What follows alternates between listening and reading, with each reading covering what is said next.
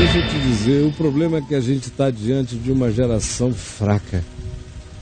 Fresca, fraca, cada dia mais fraca. Caio. Eu me assusto, rapaz, porque a fraqueza chegou num nível extraordinário. Ninguém aguenta quase mais nada. Todo mundo arrega. Arrega. É um arrego existencial. É verdade. Um arrego. O pessoal tá no arrego danado. Arrego total. Além de tudo, é um arrego com preguiça. É um arrego com comodismo. É verdade. A gente não sabe o que existe de mais forte. Se é o arrego ou se é, às vezes, aquela preguiça do adulado. Porque o indivíduo que foi adulado pela vida aprende a preguiça dos adulados. A preguiça dos adulados dura até você colocá-lo num campo de refugiados estilo Somália, para o cara ter que se virar sem papai, sem mamãe, sem ninguém, padecer, morrer ou sobreviver.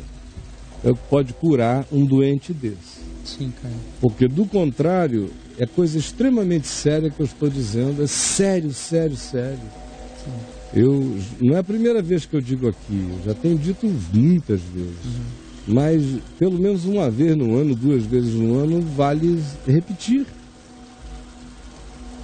Por exemplo, eu sinto que o meu bisavô foi fisicamente, claro, isso aí é quantificável, foi mais forte do que o meu avô. Fisicamente, em todos os sentidos. Mais robusto. E mais longevo. Muito mais. Meu avô viveu 104 anos e morreu porque quis, né? Eu já contei a história. Já contou aqui. Ele decidiu que não queria mais, estava cansado. Ficou um mês sem comer até que morreu. Sem nada, sem doença. Simplesmente disse, tá bom, obrigado. Parei aqui. Vou parar aqui. Bom, tá todo mundo criado. Quero ir. Só tá frio para mim, tá gelado, deixa eu ir. Foi bem. O meu avô morreu bem mais jovem, problemas cardíacos, outra herança genética também, porque a própria esposa do meu bisavô morreu também nova. Ele criou os filhos sozinho, nunca mais teve ninguém, até os 104 anos de idade. Quer dizer, não teve ninguém assim, não teve esposa, porque dizem que ele era extremamente namorador. A esposa morreu, ele tinha 75 anos. Aí ele foi pra pista? Não, eles dizem que ele namorou até 100 e não sei quanto, ele dava as namoradas e que as meninas achavam ele o máximo. Rapaz. Mas ele dizia que casar nunca mais. Já tinha... Mas ele fez freelancer pra caramba. Fez trabalho de enfermagem experiente. Sei. Sabe, aquele enfermeiro adulto. Cuidador. Pois bem, já o meu avô foi mais cedo. Meu pai, do ponto de vista do vigor físico, viveu um pouco mais do que o pai dele. E, a meu ver, do ponto de vista espiritual e de percepção e de caráter, o avô dele, o meu bisavô, era um menino de caráter perto do meu pai, por exemplo. Sim. E do meu avô, que não foi longevo, mas teve um caráter absurdamente superior ao do pai dele. Sim. Eu sinto, por exemplo, quando eu olho para o meu pai, que fisicamente falando eu sou mais fraco do que o meu pai em tudo. Caio. Eu tenho menos força do que o papai. Mesmo seu pai tendo justamente porque ele tinha um defeito físico, que ele ficou poderoso de braços, de tórax, de tudo. Papai era um chimpanzé, onde ele botava a mão, ele ia. A esquerda dele e a direita dele eram a mesma coisa, ele era bidestro. Aprendeu a ser bidestro. Pregava com essa aqui, pô, acabava, ele jogava o martelo aqui, pá, cansava essa aqui, ele pô, serrava com essa, serrava com aquela. O pessoal que trabalha aqui sabe que não é qualquer um que serra com as duas, com a habilidade de pregar um prego com as duas, fazer tudo com ambos, ele era todo duro. Ele, na véspera de morrer, tirou a camisa no quarto para minha mãe fazer não sei o que. Quando a Adriana viu o tórax do velho, todo sarado, aqueles braços, eu disse, e ele tá fraquinho. Quando ele era poderoso, era todo denso, aquela musculatura forte, idoso. Eu sou 1/3 da força que meu pai tinha, do ponto de vista físico. Todo dia eu peço a Deus para desenvolver o meu caráter, no mínimo, para honrá-lo no meu caráter. Todo dia, para honrá-lo na minha concepção, na minha percepção, e para honrá-lo na resistência. Porque meu pai foi o cara mais resistente que eu já conheci, mais resiliente, mais perseverante, mais paciente na tribulação que eu já conheci na vida, foi o meu pai. Nunca vi nada igual. Então, é a minha oração, Senhor, deixa-me honrar meu pai. Eu o conheço e quero que tudo aquilo que ele provou seja algo realizável na minha vida. Porque eu, quando vejo que ele foi um ente superior a mim na resistência. E ó, que eu não sou um cara fraco. Mas eu sei que a minha força não chegou ainda lá. E todo dia eu peço a Deus que eu atinja esse nível de resistência. Eu olho para os meus filhos, sinceramente. Todos eles são mais fracos do que eu. Talvez numa coisa aqui ou noutra ali, não. Mas, no geral, sim. Aí eu olho para os netos. Já vejo nos netos, vejo em alguns deles sinais de uma maturidade até superior do que aquela que havia nos meus filhos, nos pais deles, na mesma idade. Mas em outras áreas da vida eu os vejo mais fragilizados do que os meus filhos. Com menos resistência. Porque no fim, Braulio, não importa a quantidade de inteligência, no fim o que importa é a capacidade de resistência. É verdade. De perseverança. Capacidade de resistir. De resistência, de aguentar o tranco. Isso. De não voltar atrás. Em relação ao que é certo, bom, justo. De manter o coração com os princípios inegociáveis. E sem reclamação. Sem choramingos, sem delicadezas e fragilidades. Mas hoje o que a gente vê é que, por exemplo, não só a vida do pessoal está começando retardada, o pessoal está começando a pensar em deixar a juventude chegando aos 40. Onde, pelo amor de Deus, quando eu tinha 40 anos, eu tinha 1.200 funcionários. Quando eu tinha 22, já tinha uma organização que eu tinha criado atingindo milhares, até milhões de pessoas a partir do Amazonas. E eu me tratava como um homem sério e adulto e idoso na pegada. E não ficava achando que ninguém tinha que me ajudar. Nunca achei que alguém me devia alguma coisa, ou me devesse alguma coisa. Mas hoje, todo mundo acha que o mundo deve a eles. Pai e mãe, coitados, estão em estado de sequestro. Eu nunca achei que meu pai me devia nada, minha mãe me devia nada. Sempre tive vergonha filosófica de fazer essa pergunta idiota. Por que você me fez nascer?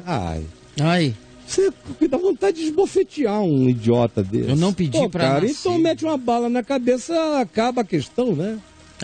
Nasceu, mas tem o poder de se matar. Você continua livre. Decide Para de babaquice. Para. Tu não quis se matar, mete um tiro na cabeça, acabou.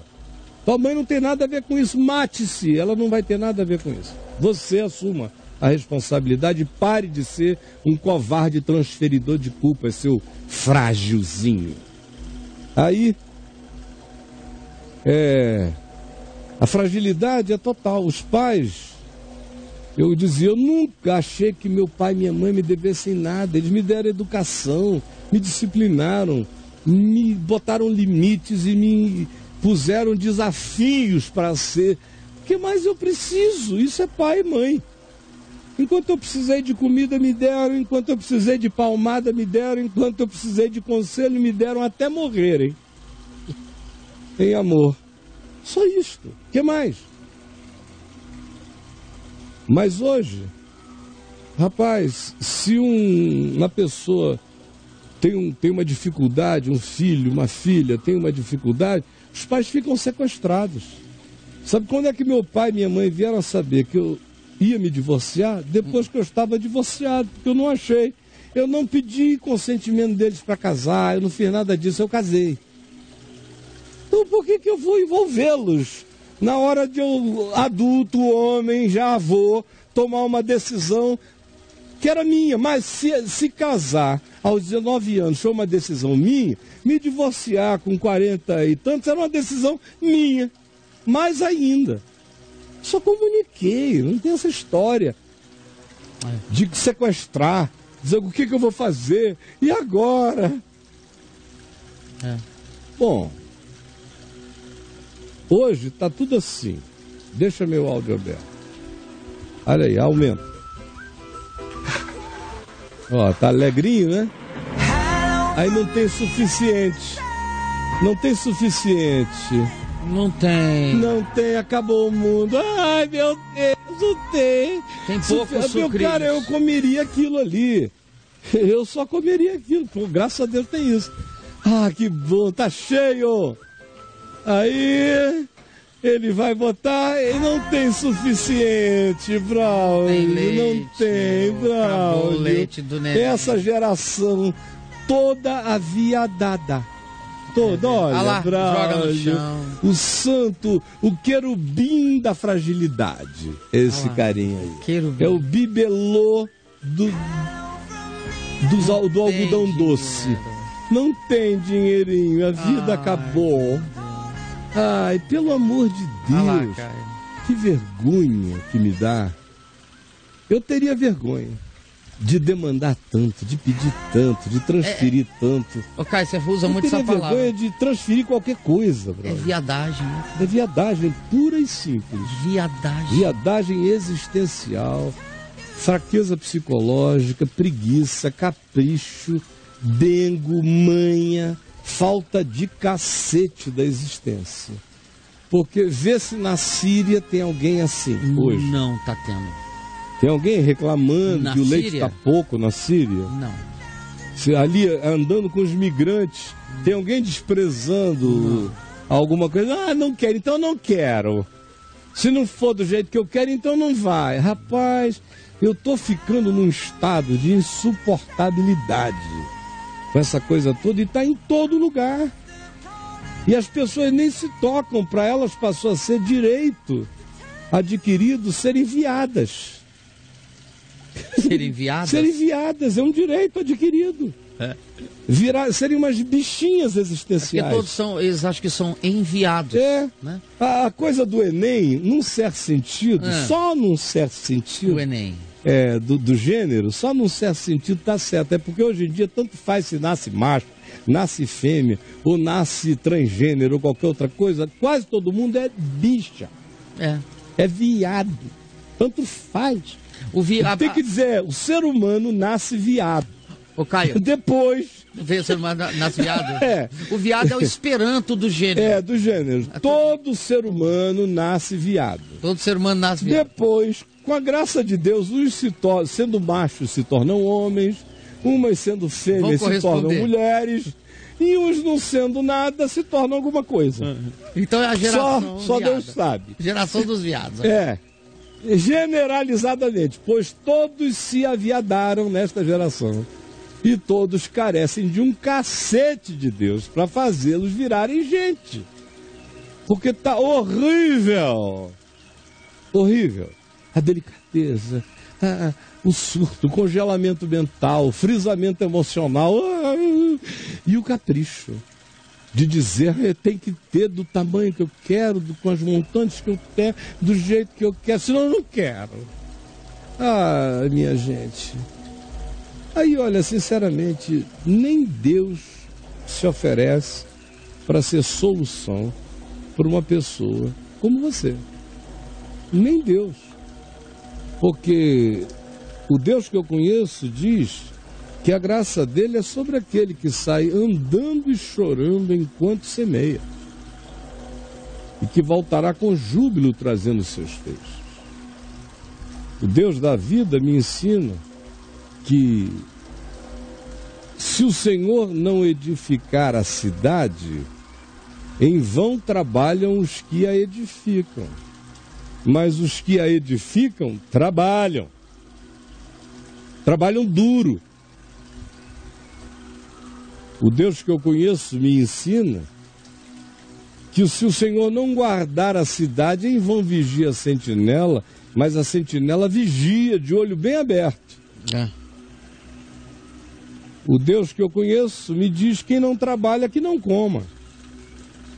O Deus que eu conheço me diz: é assim mesmo, no mundo tereis aflições, dificuldades, problemas, um monte de coisas não darão certo.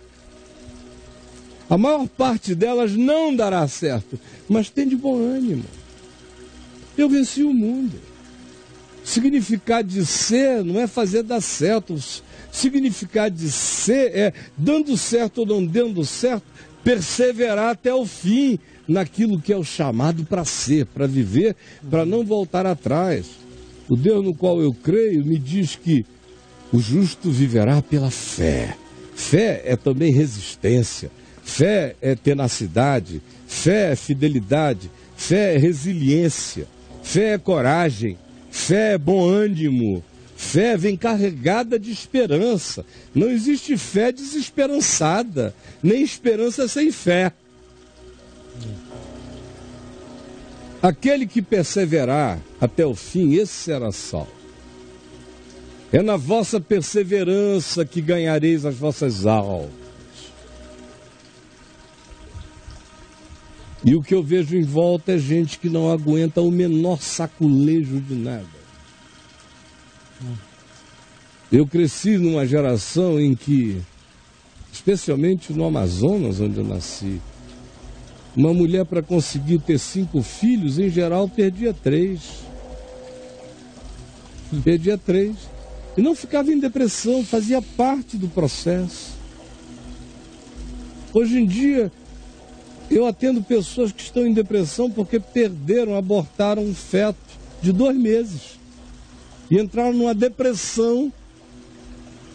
E tiveram que ir para o psiquiatra. Vocês vejam o nível de fragilidade. Outro dia eu estava conversando com um amigo que me disse: olha, eu perdi meu filho há 35 anos e até hoje eu não me recuperei completamente. E você? Falei, honestamente, recuperado completamente desde o início. Desde o início. Eu não perdi filho. Não perdi nada. Continuo a ser pai dele. Com uma vantagem. Ele é o único com o qual não me preocupo nunca mais. Ele está para além da tentação, da inflação, da angústia, da sedução, da perdição, do engano. Ele está glorificado, ele é Cristo em glória. Por que eu vou ter alguma angústia e sentimento de não recuperabilidade se meu filho virou um cristinho? Co-herdeiro de Deus em Cristo Jesus é um Cristo. Por quê? Estou recuperado completamente. E estou tentando ensinar todo mundo que vive comigo a me amar e tudo mais, mas não ficarem sem recuperação de mim jamais.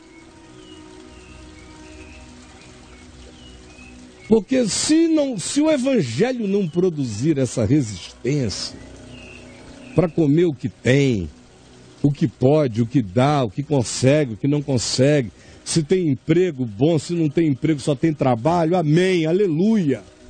Se o trabalho paga menos do que eu sei que tem valor profissional no mercado para receber, não faz mal. Eu não estou conseguindo me empregar, quero comer, vou trabalhar, amém. Ao invés de ficar deprimido em casa, mandando currículo só pela internet, e se não vier nada no fim do dia, diz: Deus me abandonou. Ah, pelo amor de Deus, cara. Pelo amor de Deus. É muita fragilidade e o mundo vai ficar brabo, vai ficar feio. O que nos aguarda serão tempos de muita tribulação, dificuldade no planeta todo. Vocês estão achando que isso vai ficar lindo, maravilhoso, paradisíaco? Quando? Com base em quê? Em que lógica? Só se for um sonho romântico. Porque eu olho para a Europa, ela não vai ficar melhor. O Oriente Médio, infelizmente, não vai ficar melhor. A América Latina, com as tendências estabelecidas, vai piorar. É uma ilha de alívio aqui, outra ilha de alívio ali. Mas, em geral, nós estamos sendo tecidos na malha da fragilidade. Fragilidade em todos os sentidos. E os espíritos humanos, as almas humanas vão ficar tão indefesas e tão idiotadas, e tão aviadadas, e tão abichalhadas, e tão sem a varonilidade da fé e da resistência no coração, que, como diz Jesus no Evangelho de Lucas, os homens desmaiarão de terror pela expectativa das coisas que sobrevirão ao mundo. O que nos aguarda dentro de alguns anos vai ser gente andando pela rua e caindo desmaiada de pânico. Escrevam o que eu estou dizendo. Quer escrever? Desafio você a escrever. Escreva, por favor. Eu não sei em quanto tempo, mas vocês que são mais jovens verão. Verão no centro de São Paulo o cara andando, daqui a pouco caiu. Pô. Vai ter tanta gente desmaiando que as pessoas vão ficar cínicas, que já sabem que foi uma crise de angústia, de pânico. Foi um colapso de pânico. A que você atribui isso? A perplexidade das coisas que virão ao mundo, a sensação de total indefensabilidade, a sensação de abandono, a sensação de não proteção, a sensação de completa falta de paternidade, a sensação de orfandade existencial. Vai realizar isso. Eu acho que dentro de muito pouco tempo a gente já vai começar a ouvir que em Nova York, em Tóquio, em alguns lugares assim, pessoas estão começando a ter crises de desmaio súbito na multidão. É o extremo do pânico. Quando o pânico é grande, a vertigem chega e o cara cai. Mesmo que não perca a consciência. Mas quando o pânico é maior ainda, não só ele entra em vertigem, cai, mas ele colapsa. Desliga. Desliga de agonia. Fica insuportável. Vocês vão ver, os mais jovens, como isso vai acontecer. Quem não estiver preparado para viver e não precisa pensar em que o Brasil se torne uma Síria. Não. Não precisa virar um campo minado de calamidades, de estados massacrantes, tipo Estado Islâmico. Não precisa nada disso. Pode acontecer num ambiente economicamente tranquilo, mas tanto faz. O medo paira sobre a alma de todos. E, ao mesmo tempo, as pessoas não fazem mais exercícios espirituais. Não fazem, não estão preparadas para nada. A gente não aguenta esperar 5 segundos a mais. A gente troca de aparelho celular porque um demora 5 segundos a mais ou 10 segundos a mais para abrir. Imagina se a gente está preparado para esperar, para aguentar, para resistir, para encarar, para não correr ou para fugir com vontade de viver, de ajudar, de socorrer enquanto vai. De jeito nenhum. Nossa fragilidade é inconcebível. Eu vejo cada vez mais todo mundo tendo tudo. Tudo. E as angústias, e os suspiros, e as insatisfações, e as fragilidades, e as reclamações, as delicadezas aviadadas, as suscetibilidades, a falta de resistência para tudo. É absolutamente desumano o que está acontecendo. Os humanos são infinitamente mais fortes. Foi por causa dessa força que os humanos chegaram até aqui. Mas do jeito que nós somos, nós vamos sucumbir a nós mesmos. Nós estamos criando tecnologias que nos enfraquecem, criando projeções sociais e econômicas que nos iludem e projetando para o caminho humano uma busca paradisíaca de um sucesso que supostamente traz alguma forma de satisfação ao coração e que não conta com tudo quanto é bem real e essencial da vida. Tudo que trouxe a humanidade até aqui, que constituiu os pilares da vida, nós derrubamos, nos involucramos de confortos digitais na palma das nossas mãos, ficamos com expectativas absolutamente mentirosas e ilusivas acerca do que seja a vida e buscamos uma satisfação que não existe, que é apenas uma miragem do príncipe deste mundo enganando os viados planetários. E todo mundo ficando dia a dia mais frágil, mais frágil, mais frágil, sem capacidade para aguentar um tranco. O pai morre, o cara quer morrer. A mãe morre e ele não é nem criança, órfã, já é adulto. Ele fica deprimido 3 anos, não sabe se levanta. Perde o emprego, fica 3 anos se recuperando para tentar voltar ao tema. É tudo um negócio inconcebível. Desculpem, eu não vim aqui falar isso tudo. Mas acabou que eu estou falando demais. Mas antes de terminar, eu quero que o Judá mostre uma vez mais essa imagem, para ver se o espírito aviadado que tomou conta de toda essa geração, toda, é percebido por nós. Ó, e o cara vai a um lugar de culto com esse espírito aí, com essa atitudezinha na vida e diz: o Senhor é o meu pastor e nada me faltará. Panaca. É só um frouxo, um algodãozinho doce. Ridículo. É, né? Se alguma coisa não sair como você esperava, a frustração te come, te engole. Você está conseguindo ver seu marido, sua mulher, seus filhos?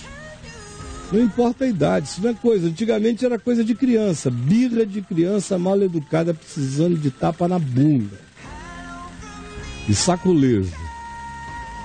E disciplina de gente séria. Hoje não, isso dá em qualquer idade.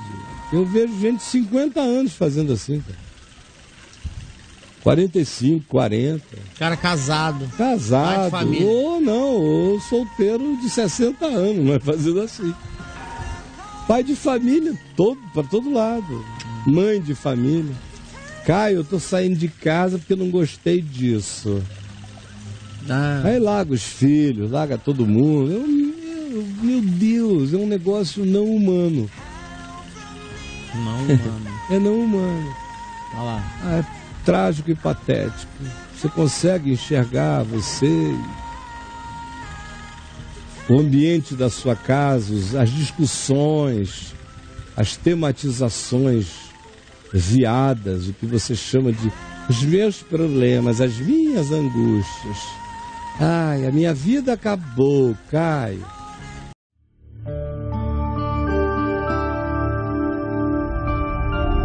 Vem IVTV, o canal é você.